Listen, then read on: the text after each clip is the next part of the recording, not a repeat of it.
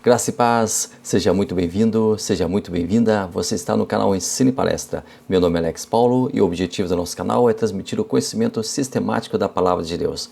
Muito obrigado a você que já faz parte da nossa comunidade, muito obrigado a você que toda quarta-feira já se conecta ao nosso canal para assistir o nosso vídeo da semana. Muito obrigado a você que está chegando agora e se estiver chegando agora, assista o vídeo até o final. Se gostar do conteúdo, deixe um like. Se gostar do conteúdo, inscreva-se no canal e eu gostaria também de ter a sua posição, eu gostaria também de ter o seu comentário. Comente este vídeo, para nós vai ser uma grande honra ler o seu comentário. Nós lemos todos os comentários aqui e queremos com muita alegria que você participe, queremos incentivar com muita alegria que você participe deste importante espaço que a plataforma permite aos usuários, onde eles podem interagir com o canal. Então nós queremos a sua interação e isso para nós é muito salutar.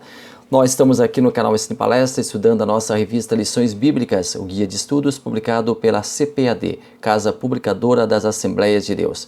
O tema deste trimestre, quarto trimestre de 2022, é a justiça divina, a preparação do povo de Deus para os últimos dias no livro de Ezequiel. E ali no nosso canal, na nossa capa, aqui na capa do canal, você encontra a playlist A Justiça Divina, onde você tem as revistas, as lições que nós estamos estudando. Nós estamos hoje chegando à terceira lição e as outras duas já estão lá elencadas, como nós fizemos cada trimestre. Cada trimestre nós montamos uma playlist para que você possa assistir de uma maneira mais confortável, de uma maneira mais organizada aos nossos vídeos. Então dê uma passadinha lá e assista as nossas playlists, vai ser uma grande honra ter você aqui no nosso canal. Vamos então à nossa lição de hoje, que é a número 3. Vamos juntos? Vamos então para mais uma jornada de aprendizagem aqui no canal Ensino e Palestra.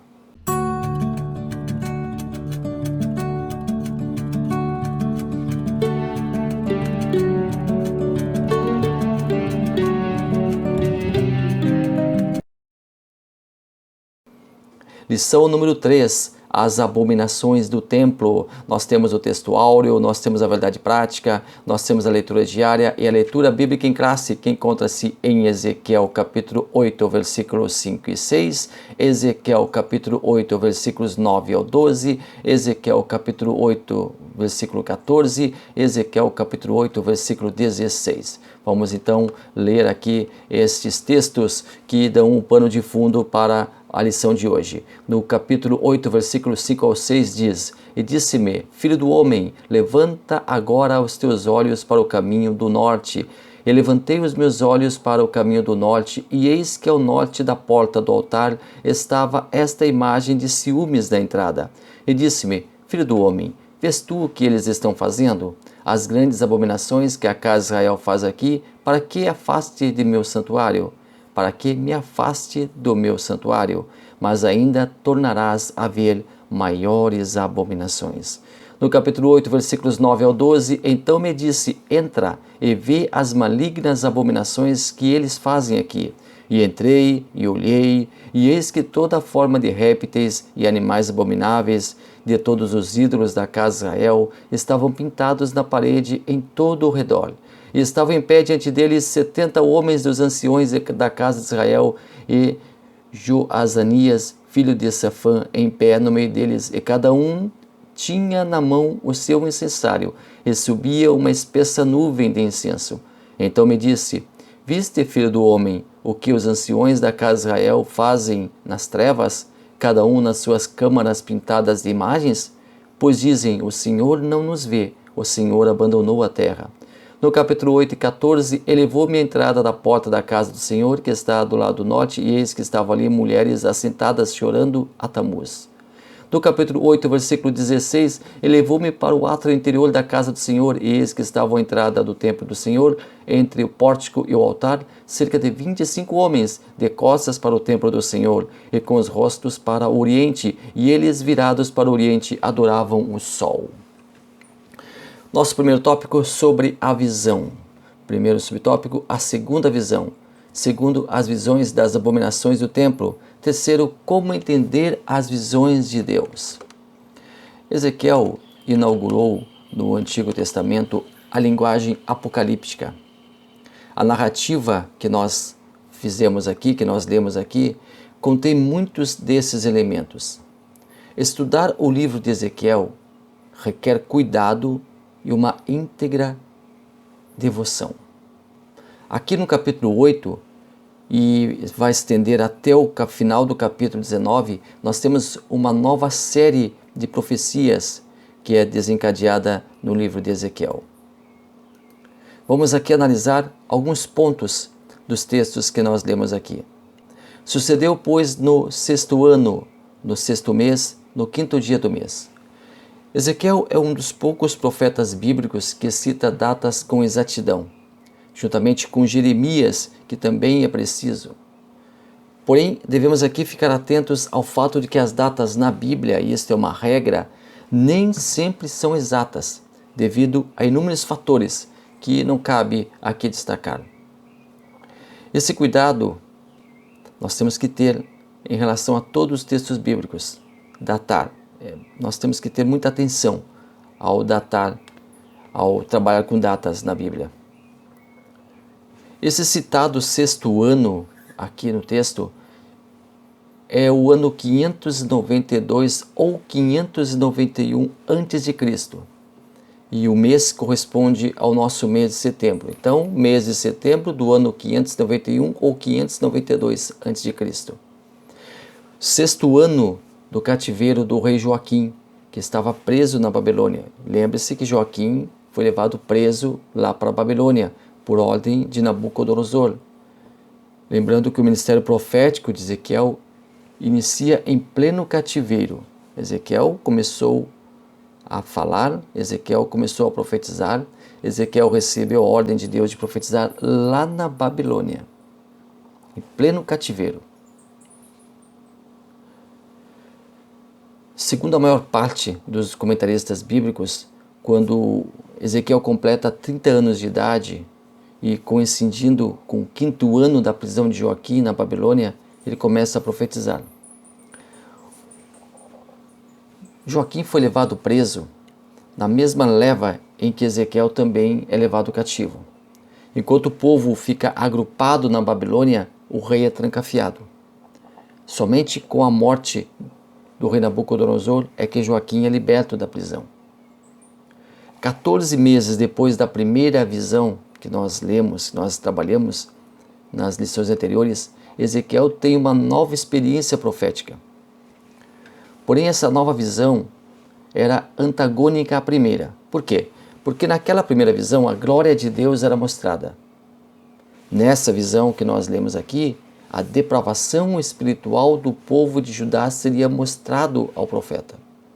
Seria mostrada a depravação, a corrupção espiritual do povo. Deus parecia estar disposto a mostrar para Ezequiel por que ele continuaria castigando o seu povo. Lembremos-nos que Ezequiel era prisioneiro ali na Babilônia. Estava entre o povo que fora levado para ser escravo, para trabalhar na servidão. Os caldeus, eles não costumavam maltratar os seus conquistados. Inclusive permitia que eles se agrupassem e tivessem suas leis e cultivassem sua religiosidade. Era um modo operante diferente de outros impérios. Também ali na Babilônia estava Daniel, mas Daniel ele estava em uma situação bem mais confortável. Ele estava morando no palácio, mas também estava dentre os desígnios de Deus. Deus estava usando ali no cativeiro Daniel para estar junto à corte e estava usando Ezequiel para estar junto ao povo. Estando eu assentado na minha casa e os anciões de Judá assentados diante de mim. Os anciões eram provavelmente os líderes do povo que foram à casa de Ezequiel para consultá-lo. Muitos escritores entendem que a mensagem de Ezequiel não era bem aceita entre os exilados. Talvez isso se explique pelo fato de estarem longe da pátria, sentindo na pele o castigo de Deus sobre eles. Eles não haviam dado ouvido às profecias dos profetas e agora estavam vivendo em terra estrangeira. Eles estavam expatriados.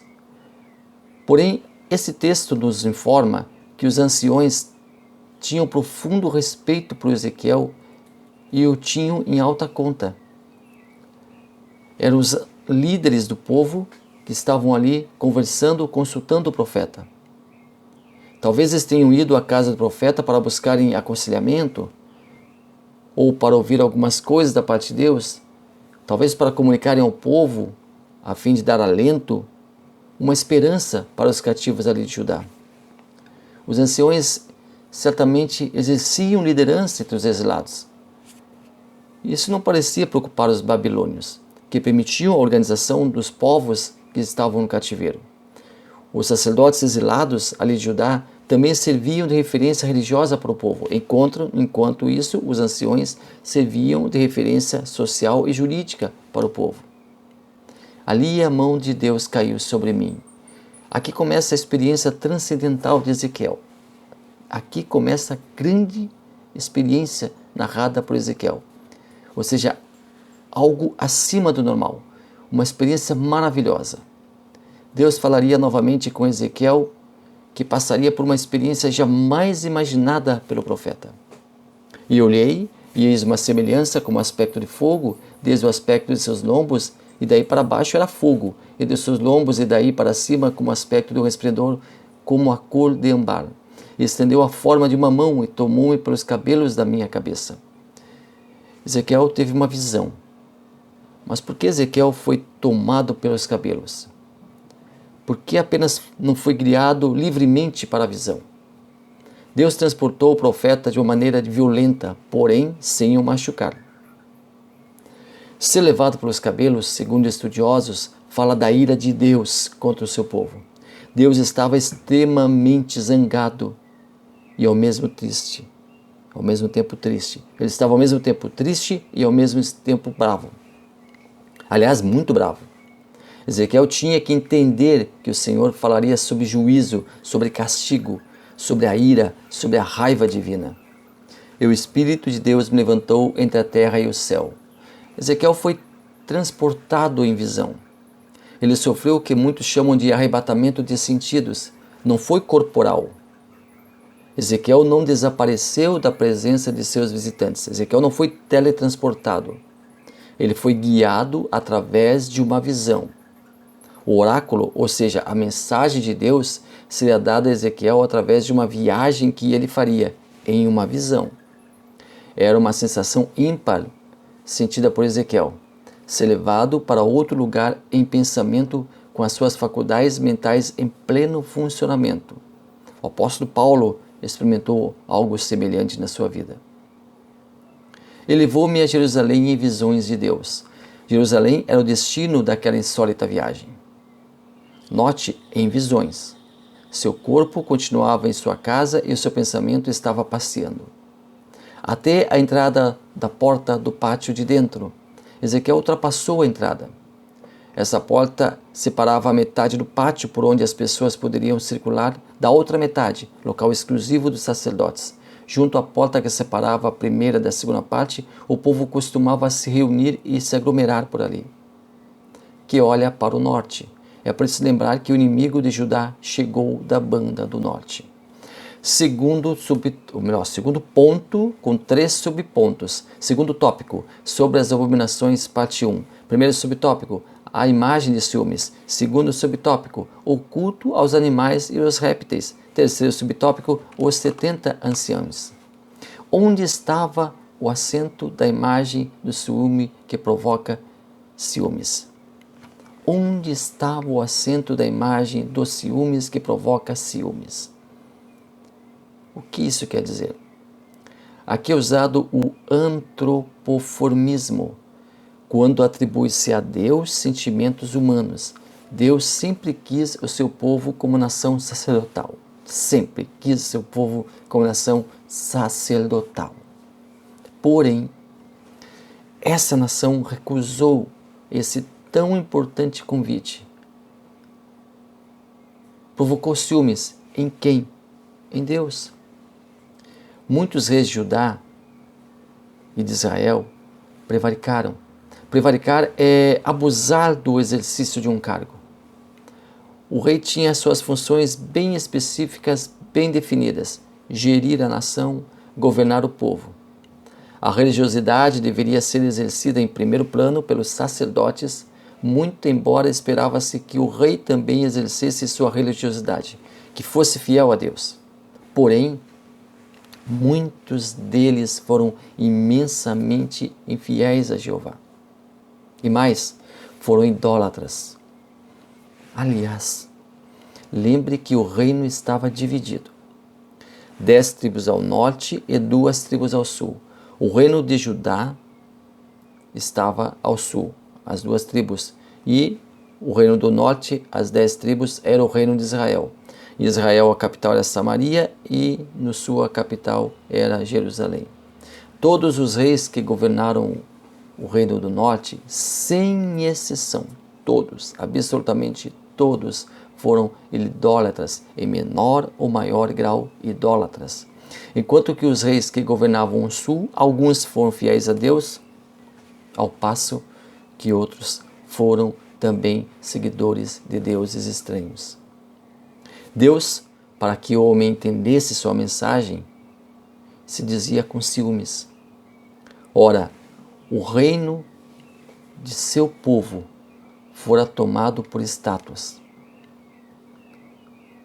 postes ídolos, altares pagãos. Não somente os reis, mas o próprio povo, e não somente o povo, mas alguns sacerdotes e prestadores de serviços a Deus, os levitas, também adoraram ídolos e falsos deuses. Deus estava com ciúmes em ver seus filhos de costas viradas para ele, reverenciando, prestando culto a entidades pagãs. Deus sentia-se traído e mais uma vez desapontado com seu povo. Não se chega a um consenso qual seria a imagem narrada aqui. Poderia ser Baal, poderia ser Moloque, ou um outro deus qualquer, talvez Astarote.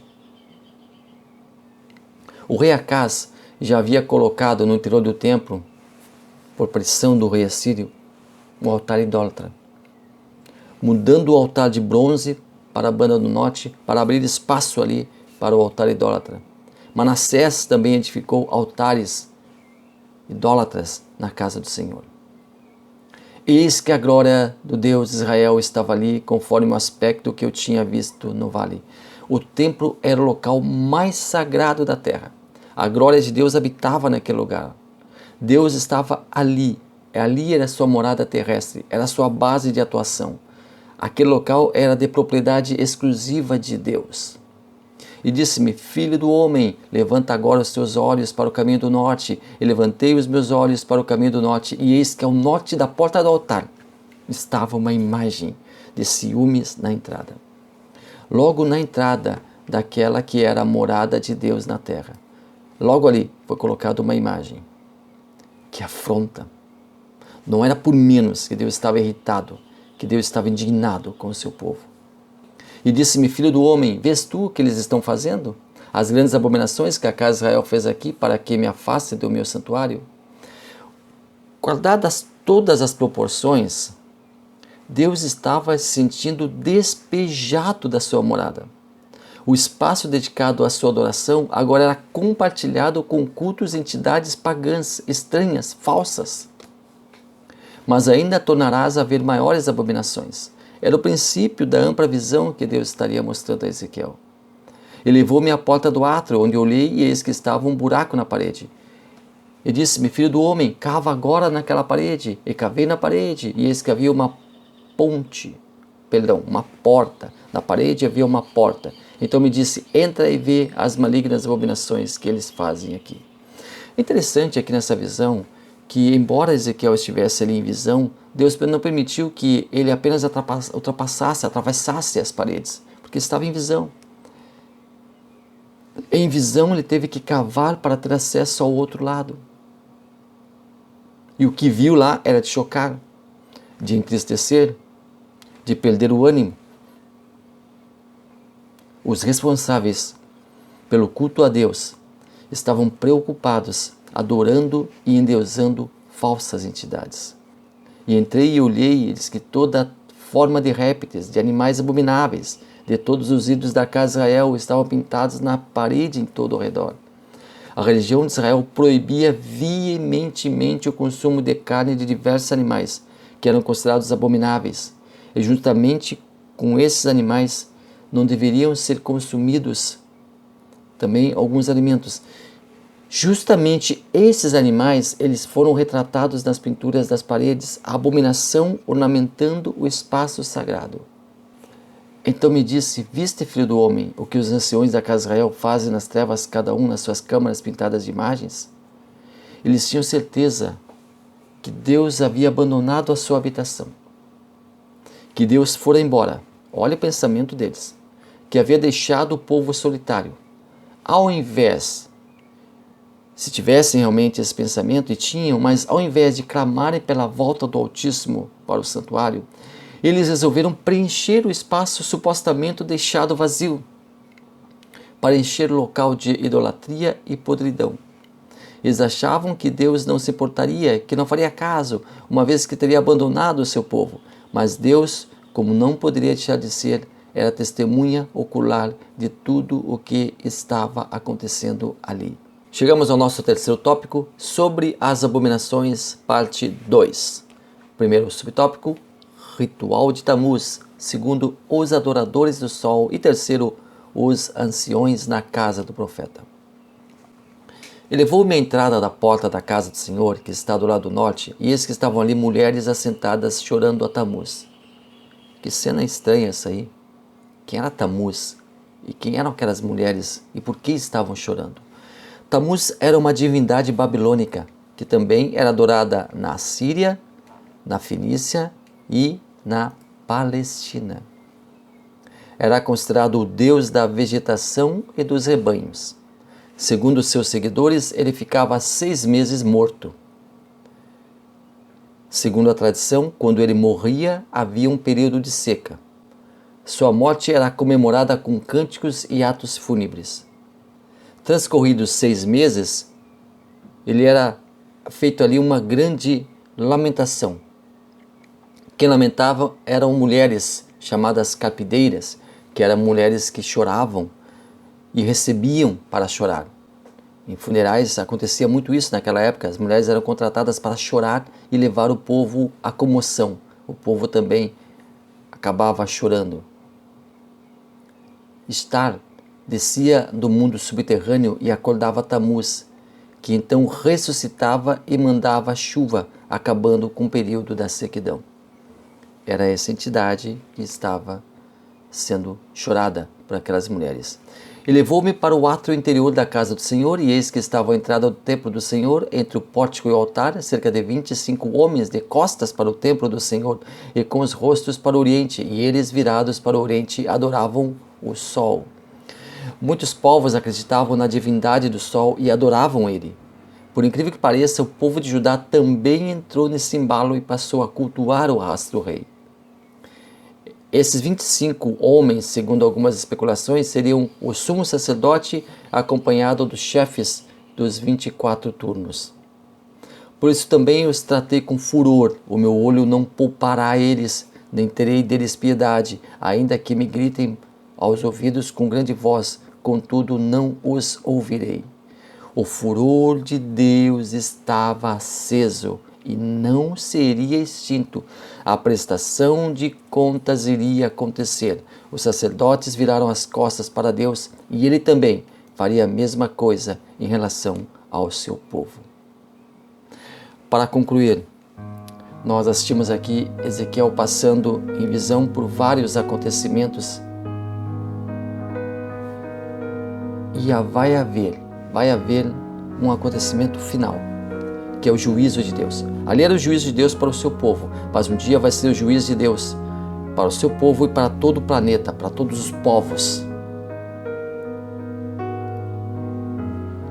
O homem faz coisas abomináveis hoje, o homem faz coisas execráveis hoje, o homem faz tantas coisas erradas hoje, mas um dia toda essa injustiça, toda essa podridão vai parar e Deus vai estancar e Deus vai julgar e Deus vai condenar os malignos desse mundo e virá de encontro aos inocentes e virá de encontro ao povo verdadeiro, ao povo de Deus, ao seu povo que vai morar na glória, longe de tudo o que vai acontecer aqui.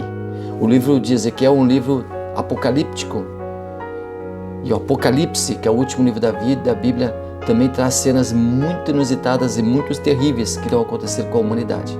Mas nós, salvos no Senhor, nós, servos do Senhor, continuamos esperando a sua vinda, gloriosa e maravilhosa, para que um dia Ele manifeste, nosso Deus Todo-Poderoso, manifeste a sua justiça.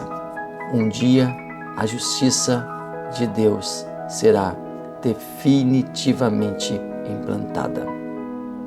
Muito obrigado a você que esteve até aqui conosco, muito obrigado pela sua audiência. Eu quero convidar você, se gostou do vídeo, a comentar ele, a convidar você, se gostou do vídeo, se gostou do nosso trabalho, a comentar o nosso trabalho e também divulgar ele, partilhar esse vídeo para outras pessoas, inscrever-se no canal, e isso nos dará muita alegria, isso nos dará muita felicidade em saber que você está conosco. Muito obrigado e até a próxima semana. Deus abençoe maravilhosamente a sua vida.